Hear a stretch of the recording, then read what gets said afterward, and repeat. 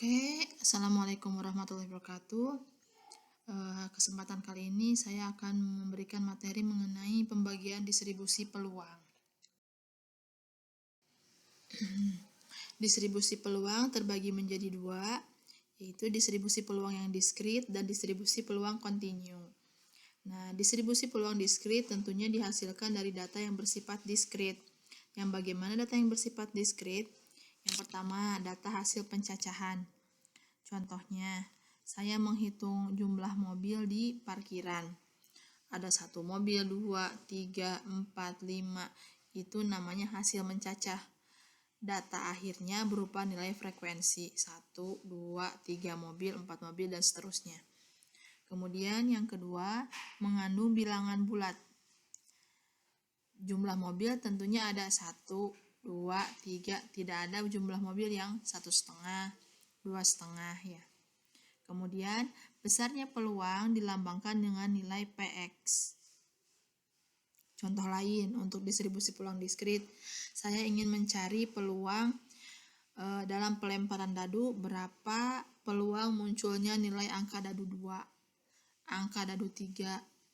Itu kan hasil mencacah ya, sebanyak 3 kali misalkan, sebanyak 2 kali dan lain sebagainya.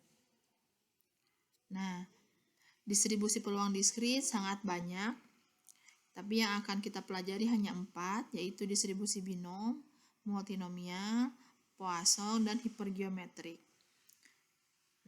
Untuk distribusi peluang kontinu, ciri-cirinya yang pertama, dihasilkan dari data hasil pengukuran, contohnya mengukur berat badan.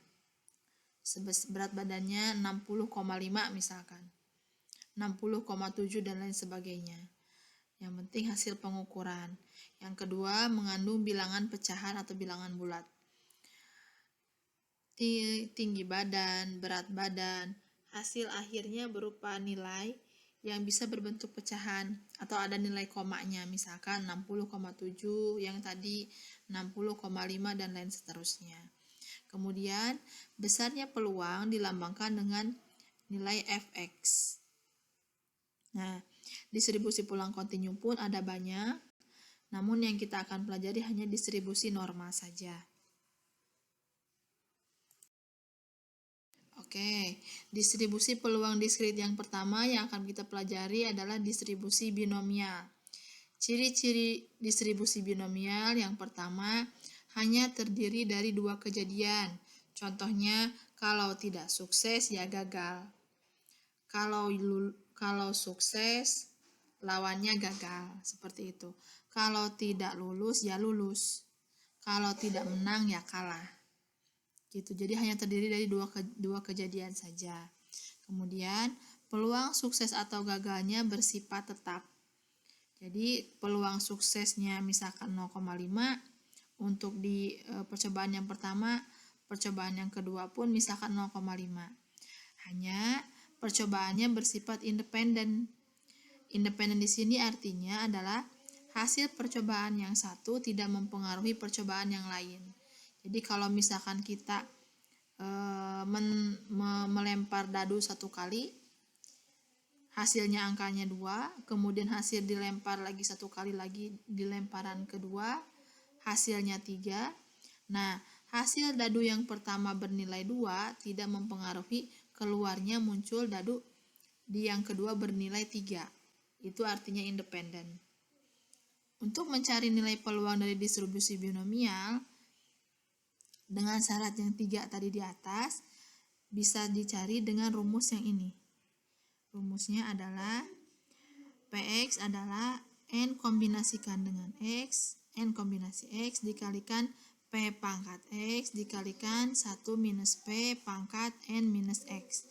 Dengan X-nya adalah 0, 1, 2, 3 sampai dengan yang N.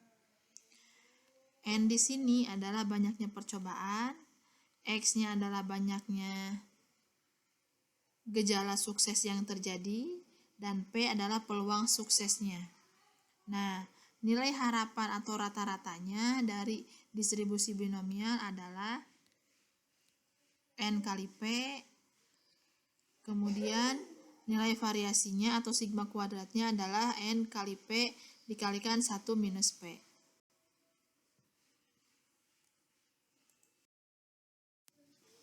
Nah, untuk mencari nilai kombinasi pada rumus distribusi binomial yang ini, di mana rumusnya adalah Px sama dengan N kombinasi X dikalikan Px dikalikan 1 minus P pangkat N min X. Nah, mencari nilai kombinasi Nx ini bisa dilihat dengan rumus ini. C itu adalah kombinasi, N adalah yang atas, yang ini, kemudian yang R-nya, atau X boleh, sama saja. Rumusnya adalah N faktorial dibagi dengan R faktorial dikalikan N minus R faktorial. Contohnya, saya ingin mencari nilai kombinasi dari 3 kombinasi 2. Maka bisa dihitung dengan 3 faktorial dibagi dengan 2 faktorial dikalikan 3 dikurangi 2 faktorial. 3 faktorial adalah 3 dikali 2 dikali 1, kemudian 2 faktorial adalah 2 dikali 1, nah ini, kemudian 3 dikurangi 2 faktorial adalah 1 faktorial atau 1. Nah, gitu. Sehingga kita bisa coret 3 dikali 2 kali 1 dibagi 2 kali 1 kali 1. Ini kita bisa faktorkan, berarti 3 kombinasi 2 adalah 3. Gitu. Untuk memudahkan mencari nilai kombinasi, kita bisa menggunakan kalkulator. Kalkulator saintifik tentunya. Nah, cara menghitungnya misalkan kita akan mencari nilai 3 kombinasi 2. Maka kita tinggal mengetik angka 3, kemudian NCR, angka 3, kemudian NCR yang ini, kemudian angka 2. Maka di layar akan timbul seperti ini. Nah, tinggal pencet sama dengan, akan muncul berapa nilai dari 3 kombinasi 2. Seperti itu. Nah, jika di kalkulator kita tidak menemukan fungsi kombinasi, maka kita bisa menghitung kombinasi dengan fungsi faktorial yang tandanya seperti tanda seru. Nah, kalau kita tidak menggunakan fungsi ini, NCR, kita bisa menggunakan fungsi yang ini. Yang saya bulati warna merah, fungsi X faktorial. Misal kita akan menghitung 3 kombinasi 2. Maka secara manual kita harus menghitung dulu 3 faktorial, kita cari dulu, kemudian dibagi dengan 2 faktorial dikali 3 dikurangi 2 faktorial. Ini perhitungannya seperti manual. Itu ujung-ujungnya seperti manual. Seperti itu.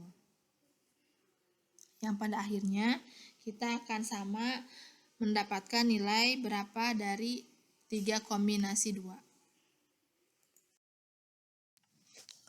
Oke, untuk distribusi binomial, ini ada contoh, misalkan diketahui terdapat 15% dari mahasiswa memiliki IQ di atas standar. Jika 5 mahasiswa itu diambil, berapa peluang dari yang pertama? 3 diantaranya memiliki IQ di atas standar, dan yang kedua, tidak lebih dari 2 mahasiswa memiliki IQ di atas standar. Nah, jadi untuk soal ini, misalkan di sini ada sekelompok mahasiswa, kemudian 15% diantaranya memiliki IQ di atas standar. Nah, sisanya berarti IQ-nya tidak di atas standar. Nah, dari sekian mahasiswa ini, saya ambil 5 orang. Nah, berapa peluang misalkan untuk yang pertama, 3 di antara 5 orang ini memiliki IQ di atas standar. Untuk yang A. Kemudian untuk yang B, tidak lebih dari 2 siswa yang memiliki IQ di atas standar.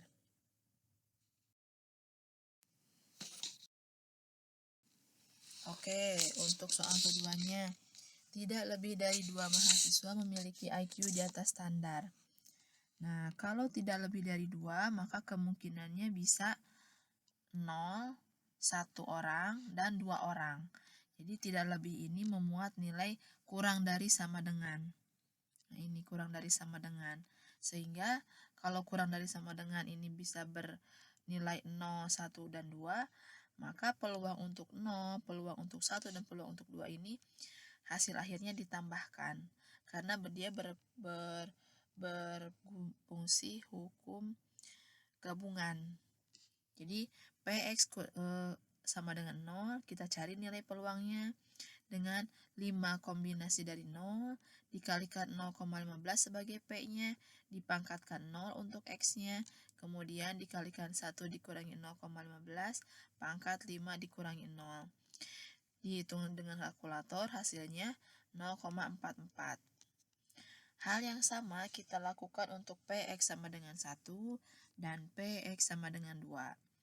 Hasil akhir dari Px sama dengan 1, Px sama dengan 2 dijumlahkan dengan Px sama dengan 0. Hasil akhirnya adalah 0,972. Nah, nilai ini mengandung arti bahwa peluang tidak lebih dari 2 mahasiswa yang nilainya tinggi memiliki IQ di atas standar adalah 0,972. Jadi, peluang tidak lebih dari 2 ini sangat besar, sebesar 97,2%.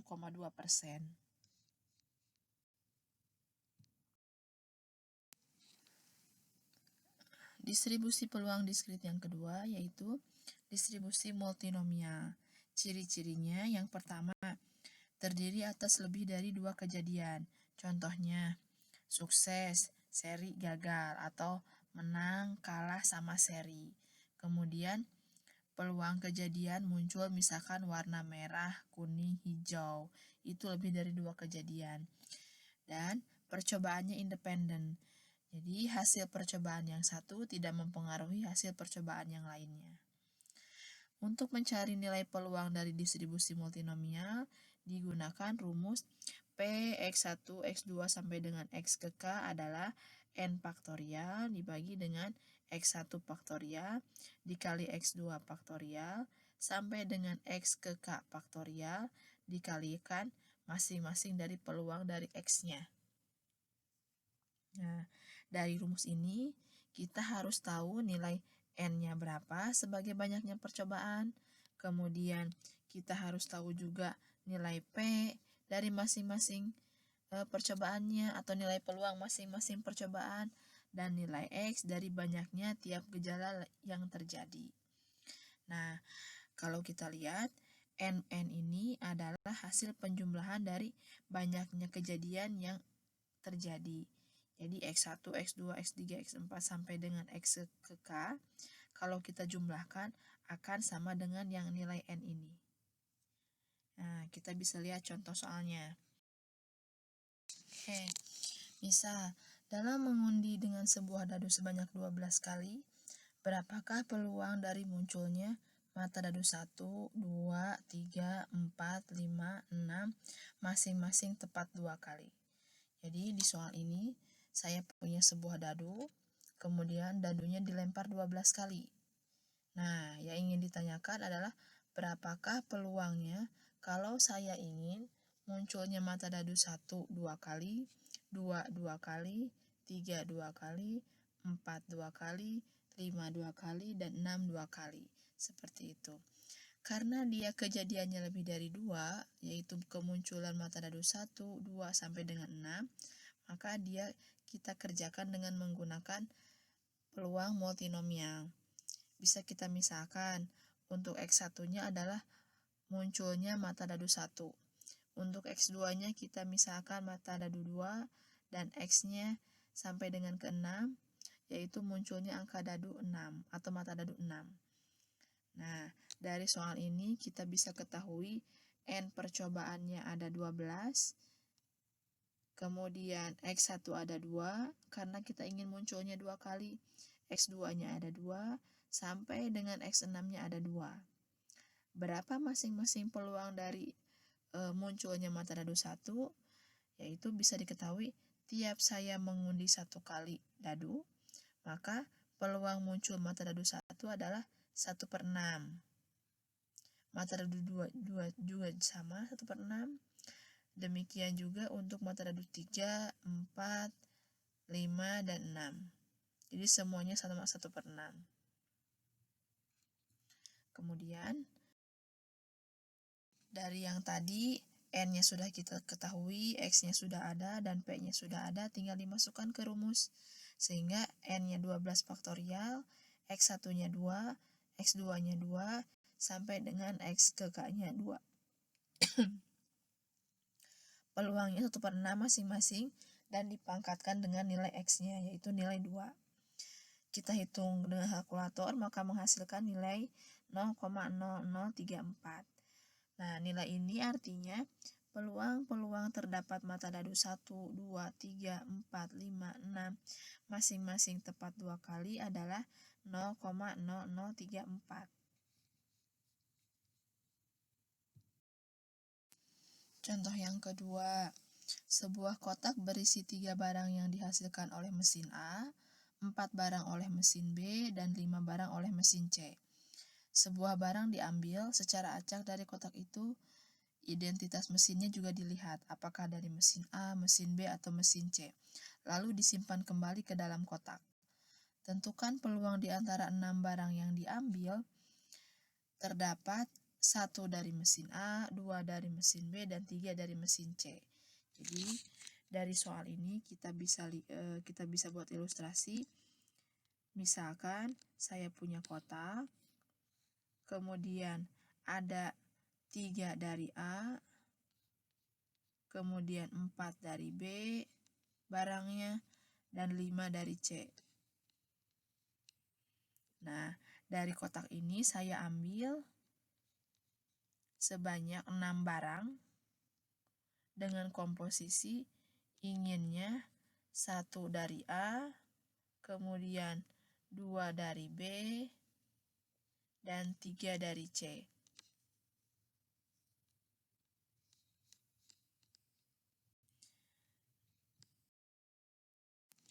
Dengan komposisi barang yang tadi yang ingin saya ambil, yaitu ada 6 barang, dari 1 dari A, 2 dari B, dan 3 dari C, kita bisa ketahui dari soal yang tadi bahwa saya hanya ingin mengambil 6 barang, sehingga N-nya adalah 6, kemudian X1-nya adalah 1, X2-nya adalah 2, dan X3-nya adalah 3.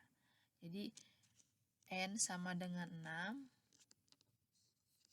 kemudian X1-nya adalah 1, X2-nya adalah 2, dan X3-nya adalah 3. Nah, komponen N dan X sudah ada, tinggal kita mencari nilai P-nya.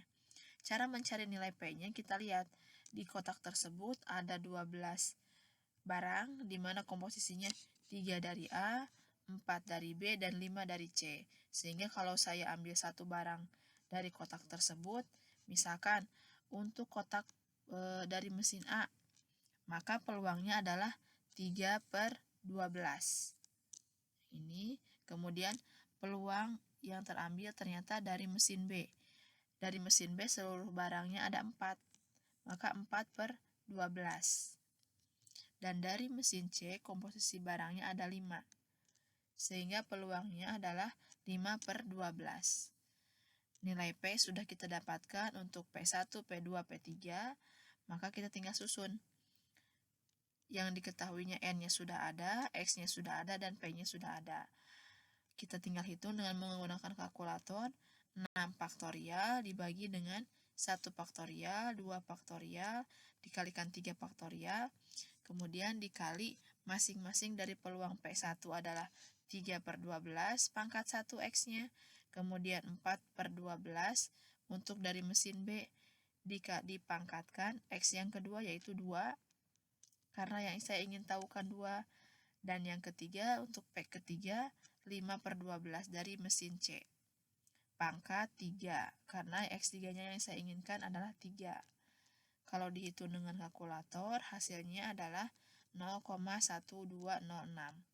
Sehingga nilai ini mengandung arti peluang kalau saya inginkan terambilnya barang itu 1 dari mesin A, 2 dari mesin B, dan 3 dari mesin C adalah 0,1206.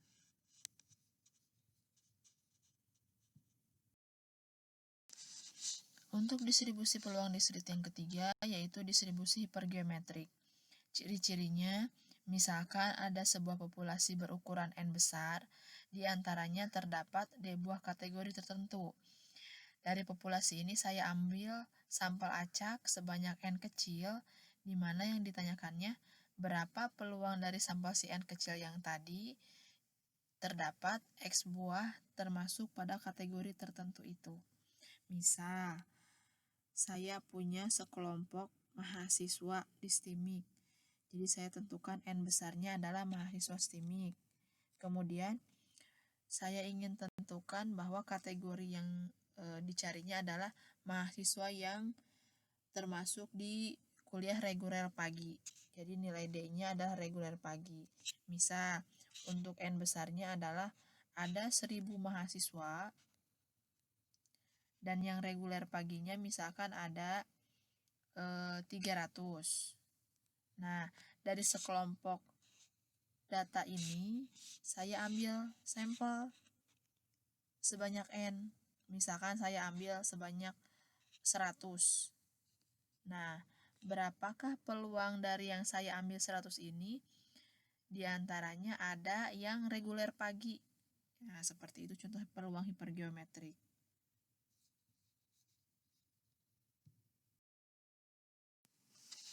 Contoh pengerjaan distribusi hipergeometrik misalkan sekelompok wanita terdiri atas 50 orang dan 3 diantaranya lahir pada tanggal 21 Juni. Secara acak diambil 5 orang. Berapakah dari 5 orang tersebut? Yang pertama, tidak ada yang lahir tanggal 21. Yang kedua, terdapat tidak lebih dari 1 orang yang lahir tanggal 21. Jadi dari soal ini ada 50 orang sebagai N besar. Kemudian kita 3 diantaranya lahir pada tanggal 21 Juni, itu menunjukkan nilai kriteria tertentunya. Jadi N besarnya adalah 50 yang ini. Kemudian 3 yang ini adalah nilai D besarnya. Nah, secara acak diambil 5 orang, berarti ini sudah menunjukkan nilai N kecil. N kecil. Berapa dari 5 orang tersebut? Tidak ada yang lahir tanggal 21 Juni. Berarti kalau tidak ada, X-nya sama dengan 0. Dan yang kedua, terdapat tidak lebih dari 1 orang yang lahir tanggal 21. Tidak lebih dari 1 orang. Berarti kalau tidak 0, ya 1 orang. Jadi pengerjaannya bisa kita.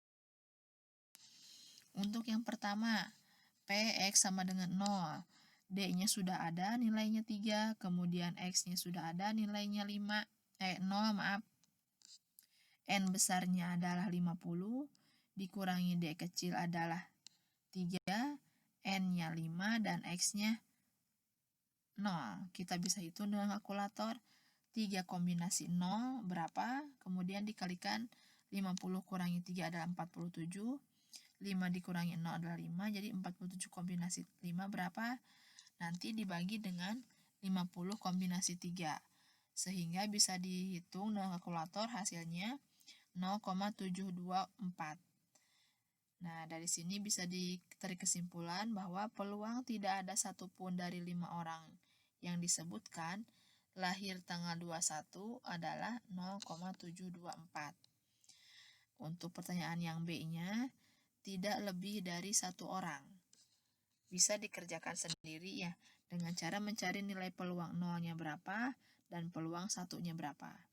Jadi ini memuat nilai P X-nya sama dengan 0 dan P X-nya sama dengan 1. Nanti hasil akhirnya bisa kita jumlahkan.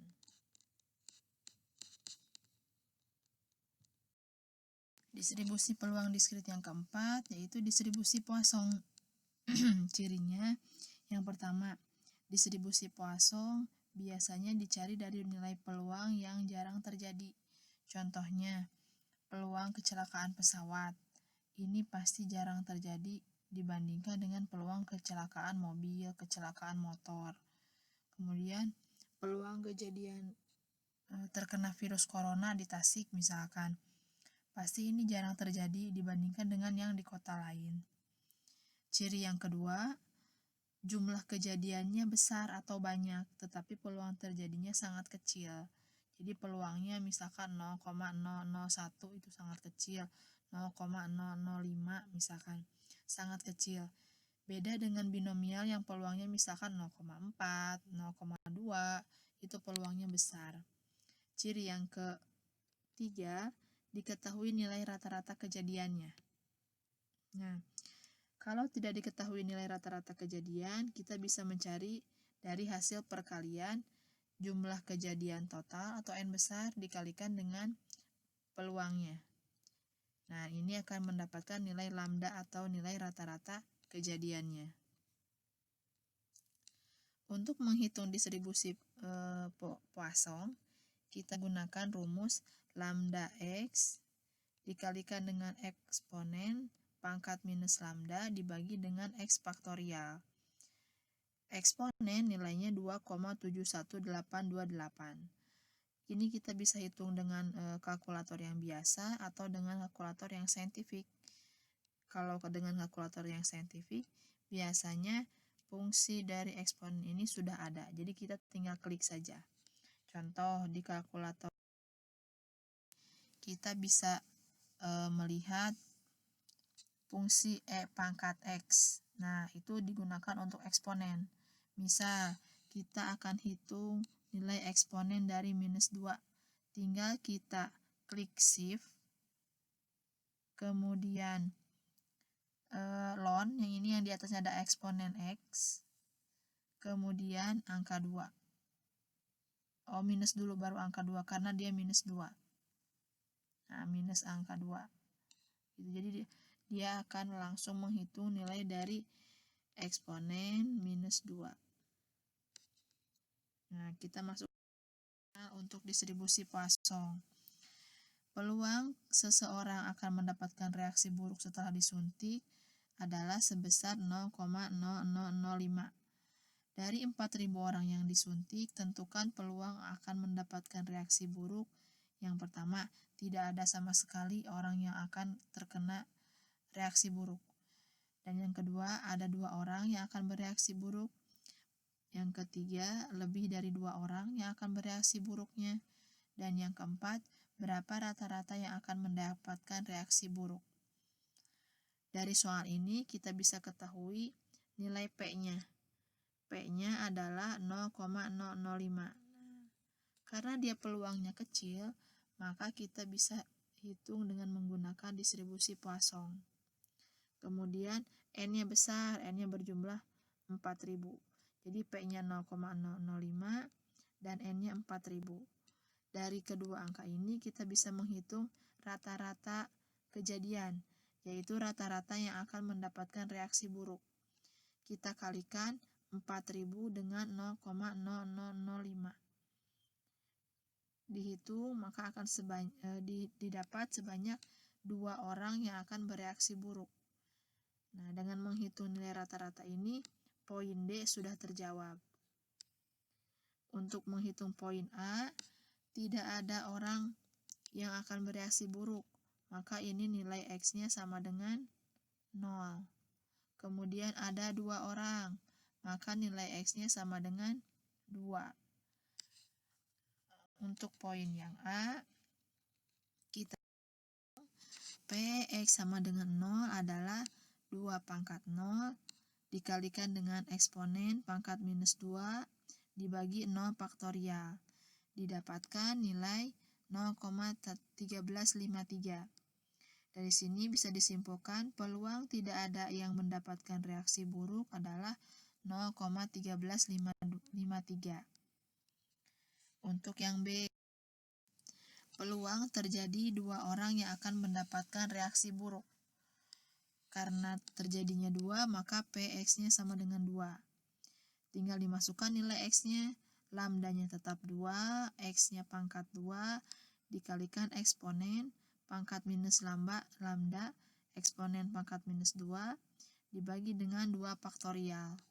Ini pun sama bisa dihitung langsung, sehingga menghasilkan angka 0,2706. Nah, untuk poin C. Untuk bagian C, yang ingin ditanyakan adalah Berapa peluang lebih dari 2 orang akan bereaksi buruk setelah disuntik? Nah, karena kita punya kejadiannya 4.000 orang, maka untuk mencari lebih dari 2 orang tentunya sangat banyak nilai peluangnya. Ada 3 orang, 4 orang, 5 orang, sampai dengan orang ke 4.000. Jadi kalau kita buat dalam garis, kejadian akan bereaksi buruk ada dari 0 kejadian hingga 4.000. Nah, kalau lebih dari 2 orang berarti dimulai dari 3 kan ya. 3 orang sampai dengan orang ke 4.000. Untuk mencari nilai peluang berapa peluang lebih dari 2 orang akan bereaksi buruk, berarti kita akan mencari daerah yang ini. Nah, untuk mencari daerah ini sangat banyak sehingga kita bisa gunakan fungsi peluang untuk kebalikannya. Misalkan saya buat daerah ini adalah daerah A, ini daerah B. Untuk mencari nilai A, kita bisa gunakan 1 dikurangi dengan B, di mana B ini adalah peluang dari kejadian 0, 1, 2. Ya, jadi masing-masing kejadiannya bisa kita hitung. 1 dikurangi peluang dari B, yaitu penjumlahan dari 0, dari peluang 1 dan peluang 2-nya. Nah, dari sini kita bisa hitung masing-masingnya. Untuk yang 0 berapa, untuk yang 2 berapa, dan yang 1 berapa. Setelah dihitung, hasil akhirnya akan bernilai 0,3233. Nah, untuk yang distribusi diskrit sampai dengan distribusi Poisson, kalau saya buat resumenya kan seperti ini. Dari distribusi 4 yang tadi, binomial, multinomial, hipergeometrik, dan Poisson, kita bisa tarik kesimpulan di mana ciri utama binomial adalah peluangnya besar dan nilainya diketahui. Kemudian hanya ada 2 kejadian. Kalau tidak sukses ya gagal. Itu binomial. Kemudian distribusi multinomial, kejadiannya lebih dari 2. Untuk distribusi hipergeometrik, ciri utamanya ada kategori tertentunya yang menjadi batasan. Dan ciri dari yang distribusi terakhir, yaitu distribusi Poisson, adalah peristiwa yang terjadinya kecil, sangat kecil peluangnya, dan diketahui nilai rata-ratanya. Nah, untuk pertemuan kali ini saya akhiri. Pertemuan selanjutnya kita akan membahas mengenai distribusi peluang kontinu. Assalamualaikum warahmatullahi wabarakatuh.